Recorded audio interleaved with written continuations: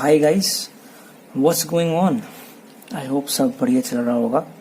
नहीं भी चल रहा होगा तो अपन कर लेंगे, कोई दिक्कत नहीं है।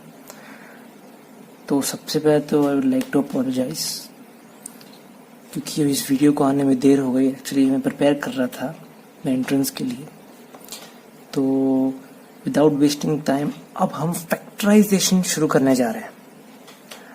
फैक्टराइजेशन गाइस, मैंने आपको बताया था कि कभी भी जीरो ऑफ पॉलिनोमियल क्या होता है। जीरो वो होता है जिस नंबर को रखने में जीरो आ रहा हो। बहुत बढ़िया, बहुत बढ़िया।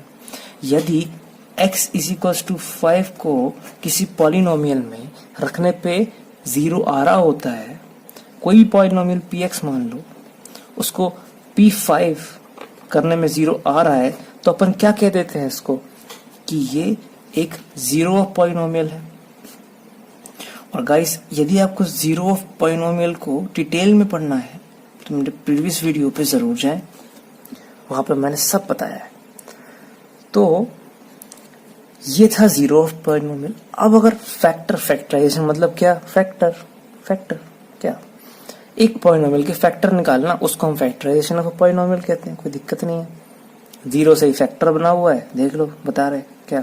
Let's see, if we have a polynomial named px, कोई भी पॉलिनोमियल हो, px हो, और यदि x इज इक्वल्स टू 5 रखने पे ये पॉलिनोमियल की वैल्यू जीरो आ जाती है, तो 5 तो कहलाएगा जीरो गाइस, राइट। और x minus 5 will be the factor of polynomial.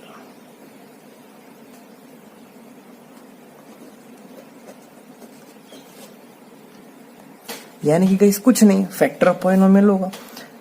ये 5 रखोगे पूरे पॉलिनोमियल में तो जीरो आ जाएगा, और फैक्टर ऑफ पॉलिनोमियल से अगर पॉलिनोमियल को डिवाइड करोगे तो आंसर जीरो आ जाएगा। इतना तो क्लियर होगा। इसका फैक्टर का मतलब अगर हम फील के साथ समझे, फील, तो जब भी हम इस पॉलिनोमियल को x माइनस 5 से डिवाइड करेंगे तो हमें रिमाइंडर में जीरो मिलेगा गाइस। वो जीरो, ये जीरो है। आई होप आपको अब समझ में आ गया होगा कि फैक्टर ऑफ पॉलिनोमियल है कुछ नहीं, सिंपल है, जीरो से ही आया हुआ है और कुछ नहीं है। हाँ, अब हमें जो सीखना है वो है मिडिल टर्म स्प्लिटिंग। अब मिडिल टर्म स्प्लिटिंग कुछ नहीं होता है गाइस।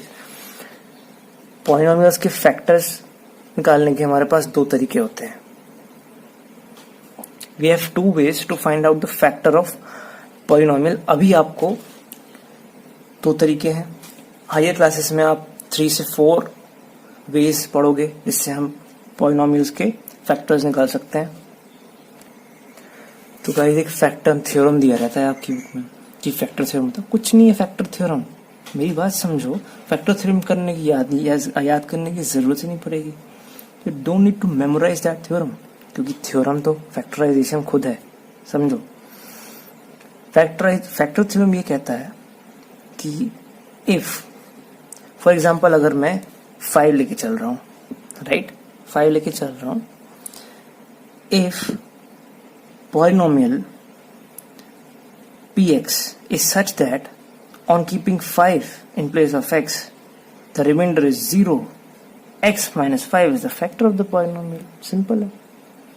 अगर यहाँ 5 रखने पे 0 आता है तो x माइनस 5 फैक्टर हो जाएगा पॉलिनोमियल का। आगे क्वेश्चंस आएंगे, हम उसमें डिस्कस करेंगे। बहुत आसान है, बहुत आसान है, अब बहुत आसान होने वाला है। अब गाइस, जो इम्पोर्टेंट है आपके लिए, इस साल एक क्वेश्चन फिक्स रहता है इस पार्ट से आने के लिए, वो है मिडिल टर्म स्प्लिट। दूसरा तरीका, ये तो पहला तरीका था जिससे हमने फैक्टर निकाल लिया। कोई भी नंबर ट्राई करेंगे, हिट एंड ट्रायल। कोई भी नंबर ट्राई किया, 4 रखा, 4 से 0 आनी, ओके। 3 रखा, 3 से 0 नहीं आ रहा। -1 रखा, -1 से 0 नहीं आ रहा, राइट। तो बहुत आसान है। अच्छा, आपके लिए एक छोटा सा क्वेश्चन, यदि x इज इक्वल्स टू -1 पे अगर px की वैल्यू 0 हो जाती है तो इसका फैक्टर क्या होगा गाइस, x प्लस 1। एक एग्जाम्पल करवा दिया मैंने, एग्जाम्पल के तौर पे फैक्टर क्या होगा इसका, x प्लस 1, सिंपल है। अब सेकंड हम देखने जा रहे हैं middle term split which is the most important aspect of this factorisation. तो बिल्कुल ध्यान से समझना, बहुत आसानी से समझ लेंगे, तुरंत चुटकी में समझ में आ जाएगा। There is no need to panic, right. तो गाइस मिडिल टर्म स्प्लिट, आप भी एग्री करेंगे इस बात पे कि कोई भी चीज एग्जाम्पल से ज्यादा अच्छे से क्लियर होती है, राइट। तो अब एग्जाम्पल लेके चलते हैं। मान लो क्वेश्चन आया कि solve the following polynomial and take out the factors with the help of middle term split. कुछ नहीं होता, सिंपल होता है, बता रहा हूँ। देखो एक रूल फॉलो करके चलना। ये रेड पेन से लिखने हो गया, तो please write it with red pen, please use red pen.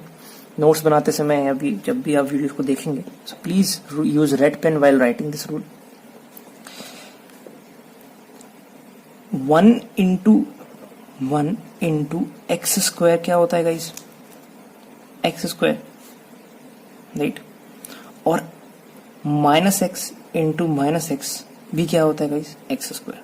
पहले तो इतना समझ लो, ठीक है। ये तो आप एग्री करोगे ना। देखो 1 इंटू एक्स स्क्वायर, 1 टू सा क्या होता है? 2 होता है। वही minus x into minus minus plus हो जाता है तो एक्स स्क्वायर। क्लियर। अब रूल ये है गाइस कि ये जो नंबर दिख रहा है ना आपको, इसको ऐड, ये मिडिल टर्म, मिडिल इंग्लिश पे जाओ, मैं बार बार कहता हूं इंग्लिश पे जाया करो। मिडिल क्या बोल रहा है? मिडिल, तो मिडिल टर्म ये है, ठीक है, मिडिल टर्म। इसको स्प्लिट करना है, तो इसको हम कैसे स्प्लिट करें कि इन दोनों का प्रोडक्ट, इन दोनों नंबर्स का प्रोडक्ट इसके एडिशन में हमें मिल जाए, एडिशन या सब्ट्रैक्शन में मिल जाए। अब बोलोगे सर बिल्कुल पलटे नहीं पड़ रहा। चलो एक और समझ लो, एक दूसरे तरीके से समझाता हूं। हमें ये करना है, -2x को ऐसे स्प्लिट करना है कि प्रोडक्ट, उन दो नंबर्स का प्रोडक्ट, ये जो स्प्लिट होगा, स्प्लिट मतलब दो पार्ट्स में स्प्लिट होगा, इन दोनों नंबर्स का प्रोडक्ट हमें क्या मिले? 1 इंटू एक्स स्क्वायर, यानी कि एक्स स्क्वायर। ये प्रोडक्ट इसके बराबर होना चाहिए 1 इंटू एक्स स्क्वायर के। 1 इंटू एक्स क्या है? X square. अब मैंने ये क्यों लिखा था? आप बोलेंगे इसलिए लिखा था। अगर मैं -2x को लिखता हूं -x, कोई गलत काम तो नहीं कर रहा? वापस ब्लू पे आ जाए। अगर क्या मैं -2x को -x नहीं लिख सकता गाइस? Is it wrong? सही है ना? तो अब देखना गाइस, बहुत मैजिकल होने